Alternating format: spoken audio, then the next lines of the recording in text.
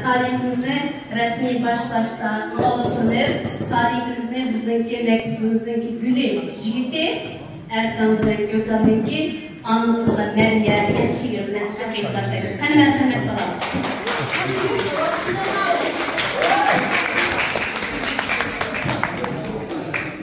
Esselamualeyküm. Hamdülillah'ın ana til bayramı mübarek olsun.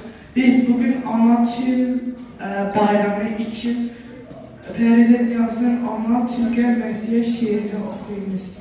Ana Tilge Mehdi, ana tilim edip ananın kentini manga ögürken.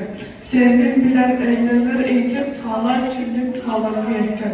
Sen bir baha esil bayram iktiharın ehli şaklım. Sende kırkı yeter armanın, sen huzurun köklü yardımın. Babam etkal mukam sen bilen ben müetel cahan ahlusun. Köylerimde bitmez medyum jıramsın, tırmayamsın ve